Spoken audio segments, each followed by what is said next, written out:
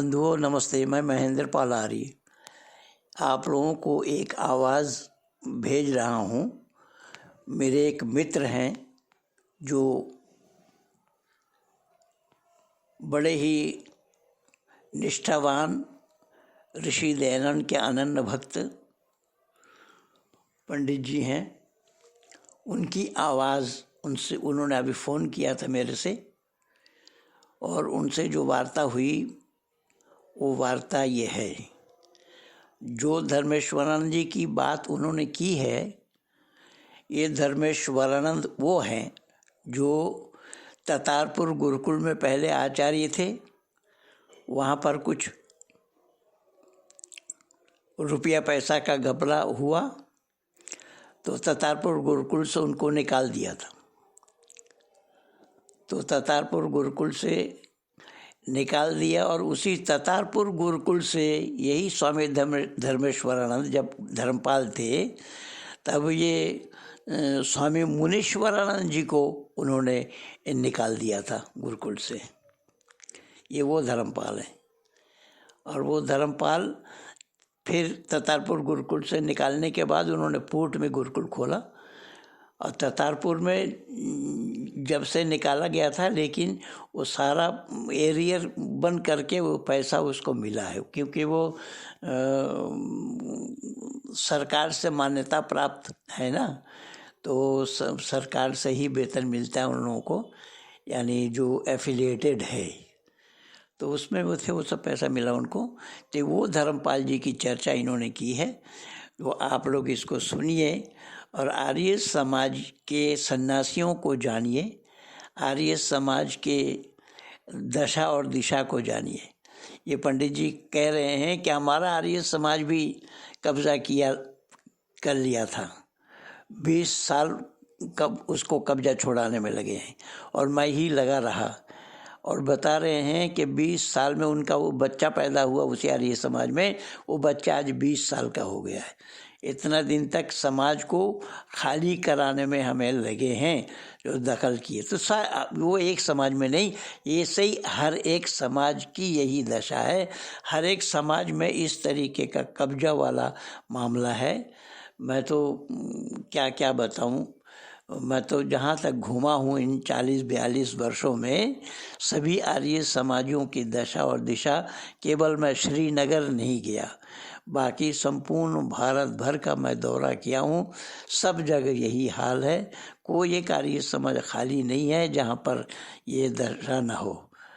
और जो हापुड़ आर्य समाज की चर्चा इसमें की गई है, उसमें भी आरएसएस वाले शाखा लगाते हैं वहाँ पर। और ऐसा ही गुजरात में भी कई आर्य समाज को आरएसएस वालों ने कब्जा करके बैठा है। कई समाज, 1-2 समाज नहीं, गुजरात में कई समाजों में आरएसएस वालों की ही कब्जा है। हरियाणा में कुरुक्षेत्र में शाहबद मरकंडे के पास जो आर्य समाज है, वहाँ पर भी एक व्यक्ति कब्जा किया बैठा है, जो पिंगला ना धिंगला को, ये उसका भाई एक ये बिहार मुजफ्फरपुर में रहता। मुजफ्फरपुर आर्य समाज में वो भी कब्जा वाला चल रहा था। मुजफ्फरपुर आर्य समाज में भी कब्जा है।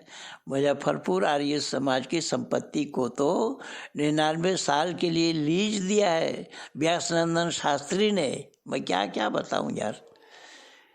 व्यासनंदन शास्त्री जो गुरुकुल से पढ़े हैं,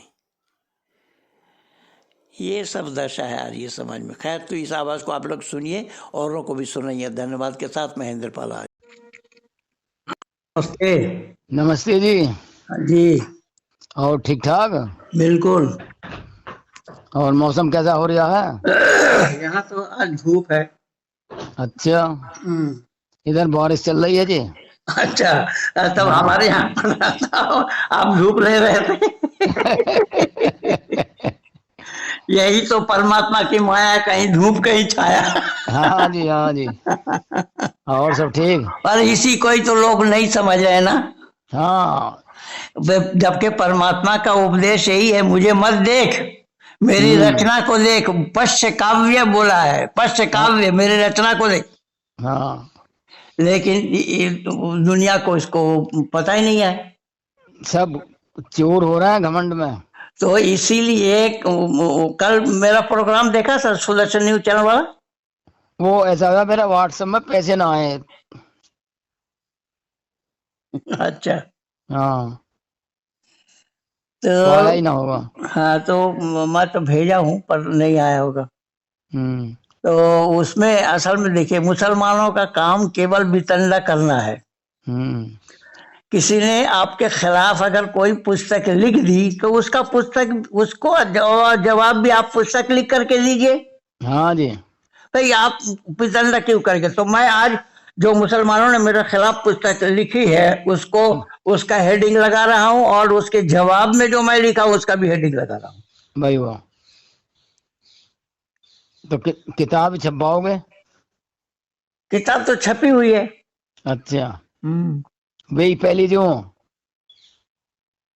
हाँ, 6 पुस्तकें हैं हमारे पास तो आपकी 2 पुस्तक हैं। हाँ, तो वो पुस्तक आपको मंगवाना पड़ेगा vedrishi.com से, उसी ने छापी है। अच्छा, ये किस जगह है?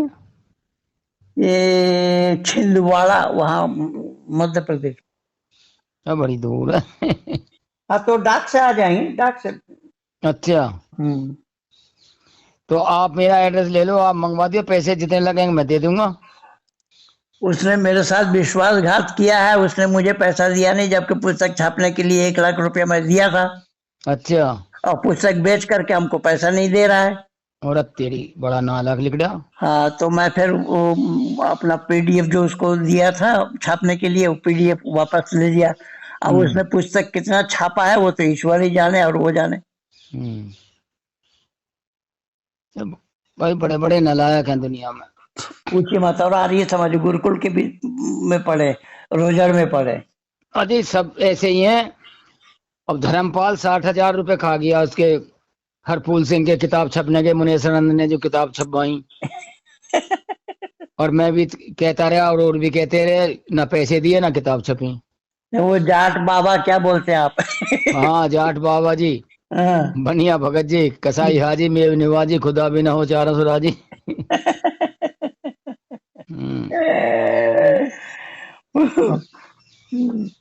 ये हाल है इनके। जी जी जी। ठीक है जी, उसका कर्म उसकी गैल है, भुगतेगा आप ही। कोई ना आके कुछ गैल जाएगा, ये कर्म ही गैल जहाँ। बिल्कुल बिल्कुल बिल्कुल। हमने 42 साल सड़क पे जिंदगी काट दी, गंदी ना करी कहीं भी अपना। बिल्कुल बिल्कुल। अच्छा, फिर दूसरी बात है कि वो अपना वो पूर्ण गुरुकुल जो है, वो अपने परिवार वालों की संपत्ति बना गए। हाँ जी, भतीजा, जमाई, मामे के, फूफी के, सब घर के ही हैं। वो कौन है? हाँ। और वो जो 80 बीघे जमीन ली वो अपने नाम ले, जो भैयों के आ जावे गुरुकुल के नाम ना।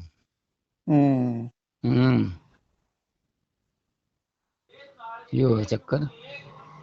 आर्य समाजों के लिए जितना रोए उतना कम है। अब रुद्रपुर में जो आर्य समाज है, हाँ, वो अपने चेले की ना दे गया, और चेला अपना हैकड़ी से रह रहा ना लिकड़ता, और अपने मकान में रहता, उसमें रहता है।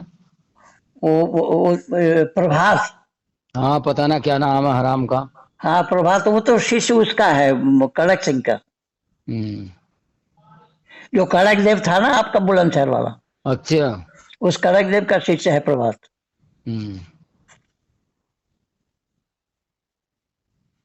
यही तो है आर्य समाज में, यही है, और इससे ज्यादा क्या होगा। अरे हमारा आर्य समाज में जो 20 साल में कब्जा बड़ी मुश्किल में खाली हुआ, 3 साल जोर लगाए मैंने। हाँ, मुझे मारने के लिए भी तैयार हो गए। अच्छा, टिस्सो ने आर्य समाज को भी कब्जा कर लिया था। हाँ, 20 साल में लिख रहे हैं, उसमें बालक भी पैदा हुए हैं, 20 साल के हो गए। अच्छा। जातिवाद में बात आ गई। कौन कब्जा किया था? जाट का एक बदमाश। तो आपका गांव तो ब्राह्मणों का गिरा हुआ है। वो ब्राह्मण सब चले गए, घर छोड़ छोड़ के, जमीन छोड़ के, ससुरे नहीं। जमीन में राम कुमार शर्मा तो मंदसौर चले गए। हाँ, अरे सब मैंने को जमीन जायदाद सब नहीं फ्री से में दे गए। बहुत वजन लग रहा, फेंक दी नहीं। हम जैसे चूतिया पड़े हैं जी जी जी। बस। से हमारा मन ही न लगा कहीं, हमने हापुड़ में भी प्लॉट ले लिया 200 सवा 200 गज का, हम तो उसने बेच किया मन की मार पर है। हाँ। अच्छा। हम्म। तो हापुड़ आर्य समाज भी तो कब्जा ही है। हाँ बनियों का। बनियों का कब्जा है। फिर बनिया करते तो रहे हर महीना कुछ ना कुछ प्रोग्राम, ये बात तुम्हें माननी पड़ेगी जी। शाखा तो आरएसएस वालों की शाखा लगती थी वहां। अब भी लगे। अच्छा अच्छा। कुछ ना कुछ प्रोग्राम हर महीने होता है वहाँ। अच्छा। हम्म। और वो आनंद मेरे ऊपर असंतुष्ट है, मैं कड़ा लिख दिया था। ठीक रहेगा, क्या बात होगी। हाँ तो मैं बोले मैं नहीं बुलाएगा, इससे ज्यादा क्या करेगा मेरा तू। बस मैंने धोया खूब। सही है यार, आपने तो अग्निवेश न बख्शा हराम का। पर हाँ। क्या क्या क्या बताए पंडित जी, कुआं में ही भांग पड़ी है। बस बस सही कह रहे हो, कुएं में भांग पड़ी है। ये आवाज मैं अभी लगा देता हूँ यूट्यूब में।